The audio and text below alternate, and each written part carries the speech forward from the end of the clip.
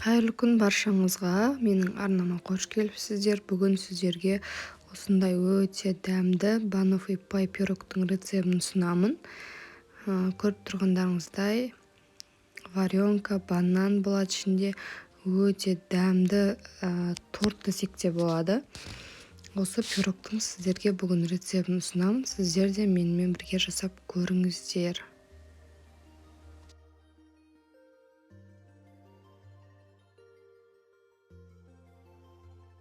Ол үшін бізге керекті заттар: жұмыртқа, май, сахарный пудра және де ұн керек болады.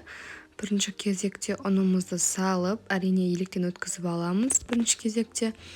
Содан соң үстіне сахарный пудрамызды салып, аздап разрыхитель қосамыз, барлығын араластырып аламыз. Содан соң үстіне бөлме температурасындағы майымызды салып, крошка жасап аламыз.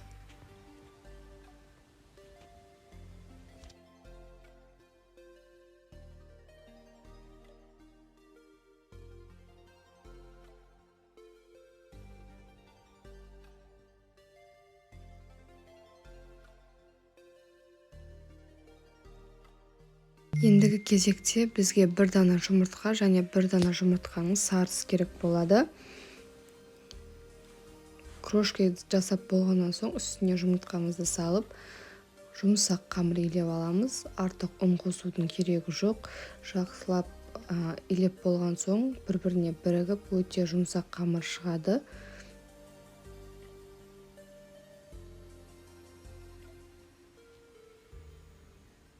Міне осымен қамырымыз дайын. Көріп тұрғандарыңыздай жұмыс жасауға өте ыңғайлы жұмсақ песочный тесто шығады.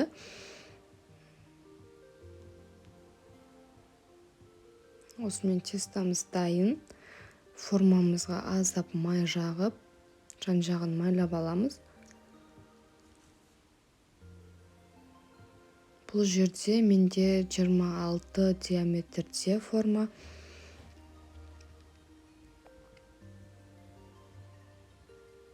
Тестамызды осылай жақсылап жайып орналастырып аламыз.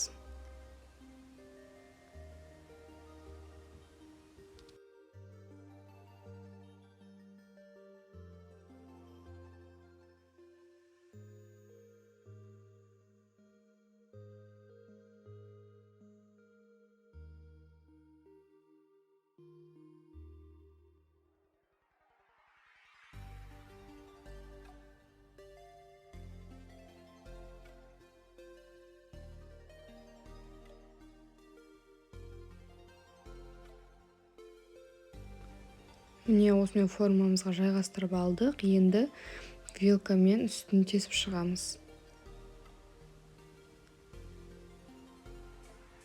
Жан-жағын барлығын осылай тесіп аламыз.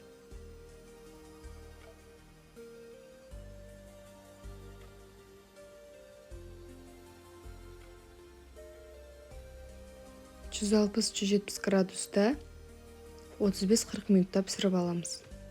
Печканы алдын ала міндетті түрде қыздырып аламыз. Міне осымен пісіп шықты. Суығаннан соң үстіне осылай варенкамызды жағып шығамыз.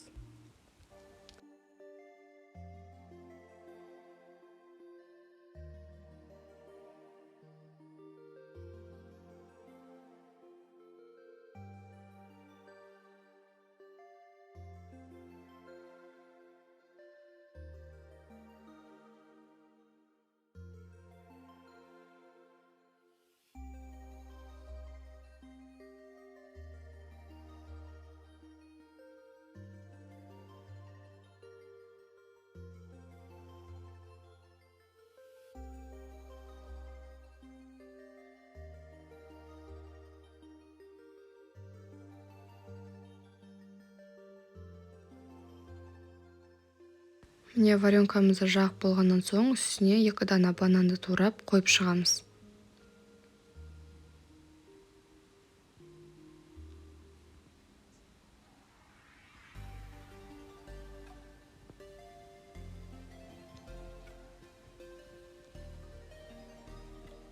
Бананымызды қойып болғаннан соң үстіне 200 грамм сливки, 130 грамм творожный сыр, 50 грамм сахарный пудра салып, жақсылап кремімізді дайындап аламыз. Содан соң үстіне крем жағып шығамыз. Менде видеоға түспей қалыпты. Көріп тұрғандарыңыздай осылай барлығын жағып шығамыз. Үстіне какао сепсеңіздер де болады, әрине ұнаса. Осымен пирогымыз дайын. Міндетті түрде сіздерге жасап көріңіздер. Видео ұнаса лайк басып, комментарий қалдыруды ұмытпаңыздар. Осымен пирогымыз дайын, ас болсын.